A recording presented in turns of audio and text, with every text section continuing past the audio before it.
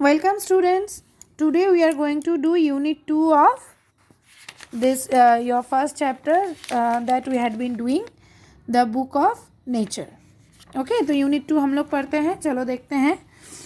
You read history in books, but in old times when men did not exist, surely no books could have been written. तो जवाहरलाल नेहरू जी जो है इंदिरा गांधी जी को letter में लिख रहे हैं कि तुम जो है हिस्ट्री किताबों में पढ़ते हो, कोई ना कोई लिखा है तभी तो किताब में छपा है और तुम पढ़ते हो. लेकिन एक ऐसा ज़माना था पुराने दिनों में जब मेन ही नहीं थे, इंसान ही नहीं थे. ओके, तो तब जब इंसान थे ही नहीं तो कौन लिखेगा. तो श्योरली कोई बुक्स तब के ज़माने का कोई बुक्स जो है लिखा नहीं गया होगा. How then can we find out what happened then. तो अगर उस ज़माने के बारे में हमें जानना है तो कैसे जान पाएंगे. कोई लिख के जाएगा, कुछ छोड़ के जाएगा, तब तो आजकल के ज़माने का इंसान लोग हम लोग जो है हम लोग उसको पढ़ के या देख के हम लोग पहचान पाएंगे, जान पाएंगे. लेकिन जब इंसान ही नहीं था, वो ज़माने में क्या होता था नहीं होता था, अगर जानना है तो कैसे जानेंगे. We can not merely sit down and imagine everything. हम लोग बस बैठ के सोच नहीं सकते, कहानियाँ नहीं बना सकते परियों जैसे. This would be very interesting, for we could imagine anything we wanted to and would thus make up the most beautiful fairy tales. और अगर हम लोग खाली सोच के इमेजिन करके सपने में अगर हम लोग ऐसे कहानियाँ बुनने लगे तो बहुत इंटरेस्टिंग होगा, क्योंकि हम लोग तो एक से एक बढ़कर कहानी बनाएंगे तब. But this need not be true, as it would not be based on any facts that we had seen. लेकिन ये सारे सच नहीं होंगे. हम लोग कहानी बना सकते हैं लेकिन सच्चाई नहीं होगा उनमें. But although we have no books written in those far off days, fortunately we have some things which tell us a great deal as well, almost as a book would.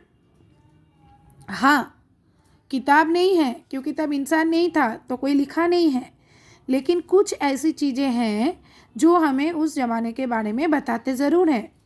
We have rocks, mountains, seas, stars, rivers, deserts and fossils of old animals.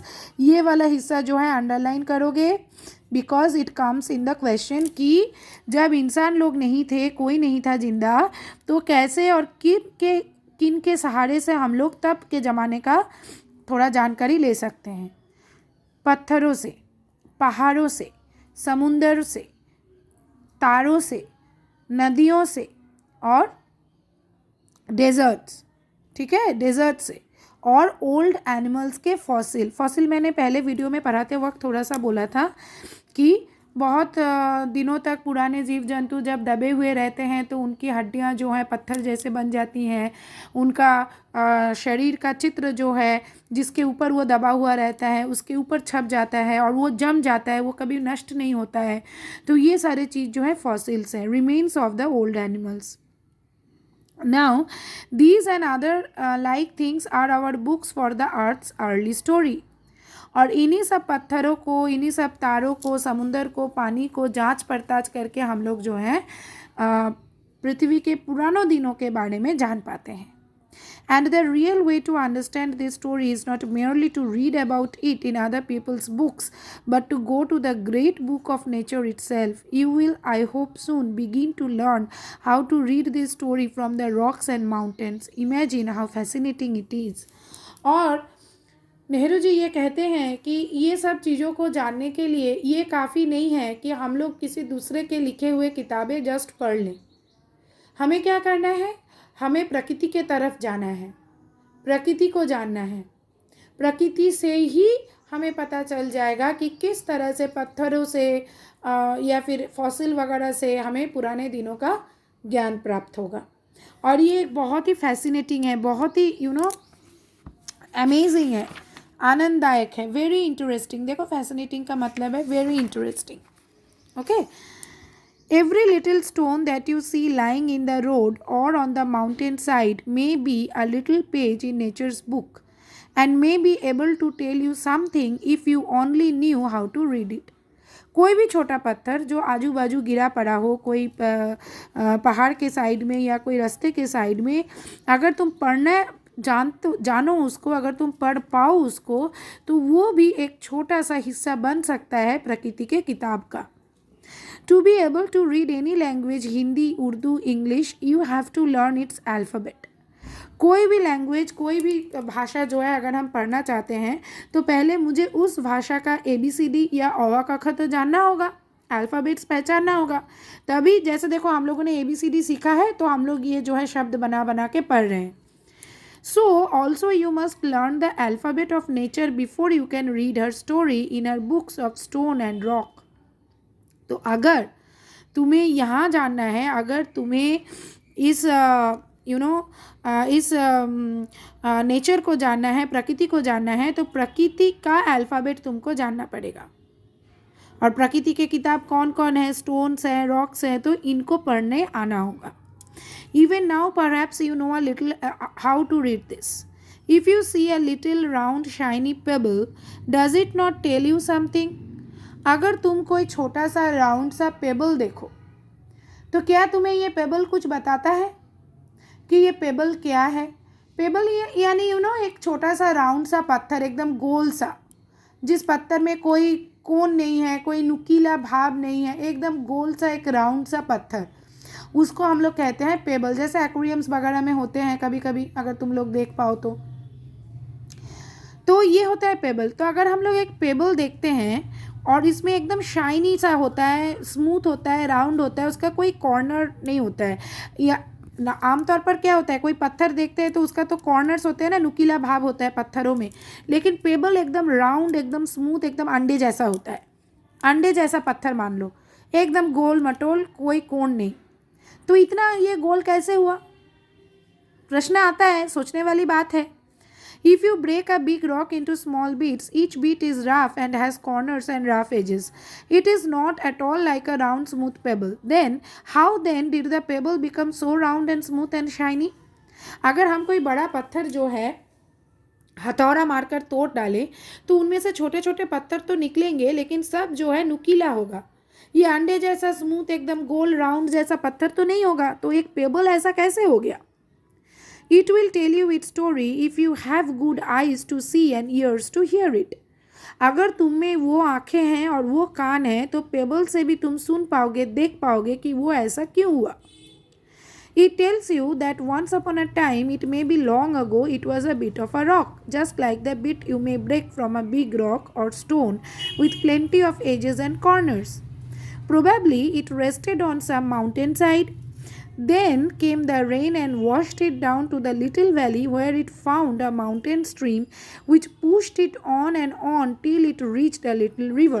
अब देखो payable क्या कहता है. शायद बहुत ज़माने पहले, बहुत बहुत बहुत बहुत साल पहले, बहुत साल पहले वो एक पत्थर का ही टुकड़ा था, जैसे आम पत्थरों का टुकड़ा होता है, नुकीला. और तब वो शायद किसी पहाड़ी पे था. बरसात के कारण वो गिरता हुआ, पटकता हुआ जो है पानी के बहाव में, वो किसी झरने तक जा पहुंचा, कोई पहाड़ी नदी तक जा पहुंचा, और वहाँ पे वो लोट पोट, पानी के बहाव में लोट पोट होते होते होते होते वो आगे बढ़ा. The little river took it to the big river. और जब तक ये पानी के बहाव में गोल गोल घूमता घूमता गया और कोई बड़े रिवर तक पहुंचा, तो ये जो उसका नुकीला हिस्सा है वो घिसता गया. वो जितना घूमता गया उसका नुकीला हिस्सा उतना ही घिसता गया. और घिसते घिसते एक समय क्या हुआ, एक समय ऐसा आया कि वो एकदम अंडे जैसा गोल मटोल बन गया. All the while it rolled at the bottom of the river and its edges were worn away and its rough surface made smooth and shiny. So it became the pebble that you see. और इसी तरह वो pebble बन गया. Somehow the river left it behind and you find it. If the river had carried it on, it would have become smaller and smaller till at last it became a grain of sand and joined its brothers at the seaside to make a beautiful beach where little children can play and make castles out of the sand. तो river में, बड़ा river किसी कारणवश इस payable को छोड़ गया तो हमें मिल गया. अगर ये रिवर में बहता रहता तो एक दिन क्या होता, ये एक रेत के टुकड़े में बदल जाता और किसी सी बीच में जाके रह जाता. If a little pebble can tell you so much, how much more could we learn from all the rocks and mountains and the many other things we see around us. एक छोटा सा पेबल अगर हमें इतना कुछ कह सकता है तो फिर सोच के देखो कि अगर हम पूरे प्रकृति को जानने लगे तो कितने सारे रोचक कहानियाँ हमको पता चलेंगी। कहानियाँ नहीं, सच्चाइयाँ। ओके, तो यहाँ पर जो है देखो ये यूनिट भी ख़त्म होता है और ये कहानी भी, लेसन 1 भी। अभी जो है देखो यहाँ पर बहुत सारी एक्टिविटीज़ है, तो हम थोड़ा सा करने की कोशिश करते हैं। वीडियो थोड़ा लंबा हो रहा है तो but please see it. True and false बताना है और supporting statement. Fairy tales are rich in imagination, true. यहाँ पर देखो दिस वुड बी वेरी, यहाँ से this would be very interesting for we could imagine anything we wanted to and make up the most beautiful fairy tales. यहाँ तक होगा इसका supporting statement. लिखना है, देख के ही लिखना है, याद नहीं करना है। We have no means to know about the far off ways, ये फॉल्स है। जानने का तो तरीका है, यहाँ से लिखोगे। But although we have no books written in those far off days, fortunately we have some things which tell us a great deal as well almost as a book would, ये वुड तक, ठीक है। Second वाला supporting statement. The alphabet of nature is like Hindi और the English alphabet, नहीं ये गलत है, क्योंकि इसका अल्फ़ाबेट क्या होगा, देखो इसका अल्फ़ाबेट क्या होगा। You must learn the alphabet of nature before you can read our story in our book Stone and Rock, ठीक है। अच्छा सॉरी, मैं थोड़ा सा बदल रही हूँ, देखो थोड़ा सा सॉरी। हाँ, नंबर सी देखो, the alphabet of nature is like the Hindi और द इंग्लिश अल्फ़ाबेट, ये ट्रू होगा, ठीक है, ये ट्रू होगा, ठीक है ना, ये ट्रू होगा। और यहाँ पर देखो to be able to read any language, Hindi, Urdu, English, you have to learn its alphabet. So also you must learn the alphabet of nature before you can learn the history in her story in her books of Stone and Rock। यहाँ तक होगा इसका supporting statement. देख के ही लिखना है, बिल्कुल इसको याद नहीं करना है, तो प्लीज़ डरो मत इसको देख, क्योंकि तुम लोगों का सीन पैसेज आता है एग्जाम में, और सीन पैसेज से तुम लोगों को सही जगह चुन के लिखना सीखना है। बिकॉज तुम लोगों को ये सीन पैसेज दिया रहेगा और यहाँ से चुन कर छांटना ये तुम लोगों को सीखना है। थोड़ा रीडिंग करके बार बार घर में रीडिंग करोगे इसलिए, ठीक है। तो मैं फिर से कह रही हूँ कि the alphabet of nature is like the Hindi और द इंग्लिश अल्फ़ाबेट, ये ट्रू होगा। और इसका सपोर्टिंग स्टेटमेंट यहाँ से होगा, यहाँ टू बी एबल से लेके स्टोन एंड रॉक तक, ठीक है। अच्छा यहाँ पर आओ, number D, we can learn a lot about our world from the rivers and mountains, ये ट्रू है, this is very much true. और इसका जो है सपोर्टिंग स्टेटमेंट है, देखो यहाँ पर एकदम नीचे, if a little pebble can tell you so much then many other things we see around us, यहाँ तक, ठीक है। तो ये हो गया। एंड वीडियो बहुत ही लंबा हो रहा है, तो आज मैं जो है यहीं पे कंप्लीट कर रही हूँ। नेक्स्ट वीडियो में आऊँगी तो नेक्स्ट एक्सरसाइजेस जो है मैं ज़रूर डिस्कस करूँगी। एंड मेरा नेक्स्ट वीडियो आएगा एक्टिविटी 12A एपोस्ट्रॉफी के लिए, और एक्टिविटी 12B जहाँ पे बड़े शब्दों का, जैसे देखो आई एम है, यू आर है, इनको छोटा करके हम लोग कैसे लिख सकते हैं। ओके, सो एपोस्ट्रॉफी और ये 12A और 12B को लेके जो है मैं नेक्स्ट वीडियो बहुत जल्द आने वाला है। तो प्लीज़ मेरे चैनल को सब्सक्राइब करो, शेयर करो अपने दोस्तों के साथ, दूसरे स्कूल के भी होंगे तब भी शेयर करो, उनको भी हेल्प हो जाएगी। और सब्सक्राइब करने के लिए कोई पैसा नहीं लगता है, तो प्लीज़ सब्सक्राइब करो, मुझे भी अच्छा लगता है मेरे सब्सक्राइबर्स बढ़ते हैं तो, ठीक है। तो till the next video, goodbye students.